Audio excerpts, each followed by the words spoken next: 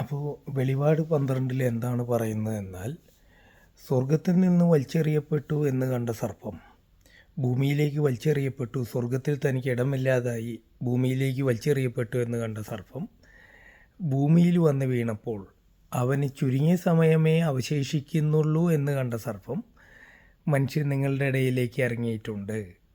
അതുകൊണ്ട് സമുദ്രമേ ഭൂമിയെ നിങ്ങൾക്ക് ദുരിതം. അപ്പോൾ ഇവിടെ ഒരുവൻ നമ്മൾ അന്വേഷിച്ച് നടക്കുന്നു. ആരെ വിഴുങ്ങേണ്ടു എന്ന് അലറിക്കൊണ്ട് ഒരു സിംഹം നമ്മളുടെ പുറകെ നടപ്പുണ്ട്. അതാണ് യാഥാർത്ഥ്യം. അപ്പോൾ ഈ സ്വർഗത്തിൽ നിന്ന് വലിച്ചെറിയപ്പെട്ട സർപ്പം ഭൂമിയിലേക്ക് വന്നപ്പോൾ അവൻ എന്താണ് ചെയ്തത്? മനുഷ്യരുടെ കണ്ണുകളിലേക്ക് നയന സുഖം നൽകി. മനുഷ്യർക്ക് എന്താണോ കണ്ണിനെ ഏറ്റവും ആനന്ദകരമായത് അവ നൽകാൻ അവൻ മീഡിയകളും കമ്പ്യൂട്ടറുകളും അതുപോലെ എല്ലാം തുറന്നു വെച്ചുകൊണ്ട് അവൻ്റെ കണ്ണിനെ ഉള്ള നയന മനോഹരമായ കാര്യങ്ങൾ വിരുന്ന് നൽകി. യൂട്യൂബിലൂടെയും അതുപോലെ വെബ്സൈറ്റുകളുടെയും എല്ലാം. ഇപ്പോൾ മനുഷ്യൻ ഇമാജിനേഷൻ ചെയ്യുന്നത് അവൻ്റെ കൺമുമ്പിൽ വെച്ച് കൊടുത്തു. അതുപോലെ മനുഷ്യന് ആസ്വാദികരമായ ഭക്ഷണങ്ങൾ, മനുഷ്യനെ ആസ്വദിക്കുവാൻ തക്ക വിധം പല രീതിയിലുള്ള ഭക്ഷണങ്ങൾ അവൻ നൽകി. മനുഷ്യൻ അങ്ങനെ സാത്താനുമായൊരു സഖ്യമുണ്ടാക്കി. മനുഷ്യനെ തേടിയിറങ്ങിയ സർപ്പത്തോട് മനുഷ്യൻ ഒരു കാര്യം പറഞ്ഞു. മനുഷ്യൻ പറഞ്ഞത് മറ്റൊന്നുമല്ല. മനുഷ്യൻ പറഞ്ഞു, ചുരുങ്ങിയ സമയമേ എൻ്റെ ജീവൻ അവശേഷിക്കുന്നുള്ളൂ. അതുകൊണ്ട് ഞാൻ മരിക്കുന്നതിന് മുമ്പ് നമുക്ക് അധ്വാനിക്കാം, നമുക്ക് സന്തോഷിക്കാം, നമുക്ക് നല്ല ഭക്ഷണങ്ങൾ കഴിക്കാം, നമുക്ക് വേണ്ടുവോളം ഈ ഭൂമിയിൽ ആസ്വദിക്കാം. കാരണം നമ്മൾ കുറച്ച് കഴിഞ്ഞാൽ മരണപ്പെട്ടു പോകും. നമുക്ക് ഒന്നും സാധ്യമല്ലാതെ നമ്മൾ ഓർമ്മ പോലും നശിക്കും.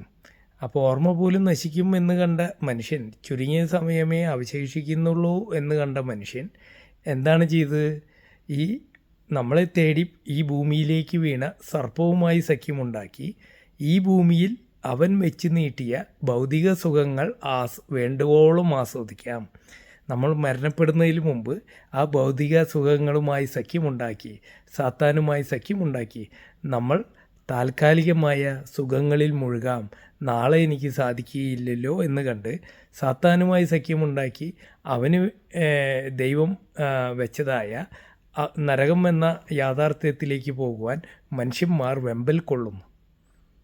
അപ്പോൾ നാം എന്താണ് ചെയ്യേണ്ടത്? ചുരുങ്ങിയ സമയമേ അവശേഷിക്കുന്നുള്ളൂ എന്ന് കണ്ടാൽ നമ്മൾ ദൈവവചനങ്ങളെക്കുറിച്ച് കൂടുതൽ ആഴമായ ചിന്തകളിലേക്ക് പോവുകയും ദൈവത്തിൻ്റെ മുത്തുച്ചിപ്പികൾ തുറന്ന് അവയുടെ ഭംഗി ആസ്വദിക്കുകയും വേണം. ആ ദൈവത്തിൻ്റെ വചനങ്ങളുടെ സൗരഭ്യം നമ്മളുടെ ഭവനത്തിലും ചുറ്റുപാടുമുള്ളവരിലും പരക്കുവാൻ നമ്മൾ ദൈവവചനങ്ങൾ വിശകലനം ചെയ്യുകയും അതിൻ്റെ ആന്തരാർത്ഥങ്ങൾ പഠിക്കുകയും അങ്ങനെ നമ്മൾ മുത്തുമണികൾ തെരഞ്ഞു പോകുന്നവരായി നമ്മുടെ സ്വർഗത്തിലെ നിക്ഷേപങ്ങൾ നമ്മൾ നിക്ഷേപിച്ച് വയ്ക്കുകയും വേണം. അതിനു പകരം മനുഷ്യൻ താൽക്കാലികമായ ആനന്ദങ്ങളിൽ വ്യർത്ഥമായ വർത്തമാനങ്ങളിൽ മുഴുകി മനുഷ്യൻ സ്വയം നശിക്കുകയും എൻ്റെ ജീവിതം ചുരുങ്ങിയ സമയം കൊണ്ട് അവശേഷിക്കുന്നു എന്ന് കണ്ട് മദ്യപാനത്തിലും മധുരോത്സവത്തിലും ഭക്ഷണത്തിലും അവൻ അതിര് കവിഞ്ഞ് സന്തോഷിക്കുന്നു. കാരണം നമുക്ക് അധികം നാളില്ല. ആയതിനാൽ നമുക്ക് ഈ സ്വർഗത്തിൽ നിന്ന് വീണ സർപ്പവുമായി അവൻ നമ്മളെ തേടി വന്ന് നമുക്ക് വെച്ച് നീട്ടിയായ എല്ലാ സന്തോഷങ്ങളും സ്വീകരിക്കാൻ നിങ്ങൾ മതിമറന്ന് ആഘോഷിക്കാൻ പുറപ്പെടരുത്.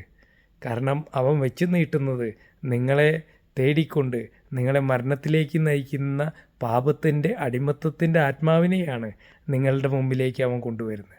അതുകൊണ്ട് നിങ്ങൾ സദാസമയവും ദൈവവചനത്തിൽ ഡിസ്കഷൻ ചെയ്യുകയും വരാനിരിക്കുന്ന കാര്യങ്ങളെക്കുറിച്ച് പഠിക്കുകയും ജീവിതം അർത്ഥമുള്ളതാക്കുകയും നമ്മൾക്ക് ചുരുങ്ങിയ കാലമല്ല അവശേഷിക്കുന്നത്, മരണം വരെയുള്ള ഒരു കാലഘട്ടമല്ല നമുക്ക് ദൈവം പ്രദാനം ചെയ്തത്, നിത്യജീവനാണ് പ്രദാനം ചെയ്തത് എന്ന് മനസ്സിലാക്കുകയും ചുരുങ്ങിയ സമയം ഉള്ളൂ എന്ന് നിങ്ങൾ പറയാതിരിക്കുകയും വേണം.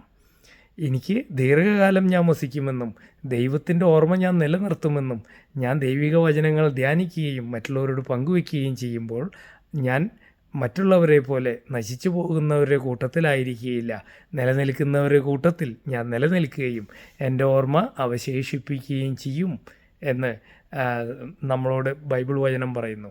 അനേകർ ഭൂമിയിൽ ജീവിച്ചു, അനേകർ അധ്വാനിച്ചു, അവരുടെ അധ്വാനമില്ലാതെ പട്ടണത്തെ പണി കഴിക്കാൻ കഴിയുകയില്ല എന്ന് ബൈബിൾ പറയുന്നു. എന്നാൽ ദൈവത്തിൻ്റെ സന്നിധിയിൽ നിൽക്കാൻ യേശുക്രിസ്തുവിനാൽ യോഗ്യരാക്കപ്പെട്ടവരെ ദൈവവചനങ്ങളുടെ മഹത്വം അന്വേഷിക്കുകയും ദൈവത്തെ സ്തുതിക്കുകയും അവൻ ആത്മാവിൽ വികാരം കൊണ്ടുകൊണ്ട് ദൈവത്തിനോടൊപ്പം സഞ്ചരിക്കുകയും വേണം.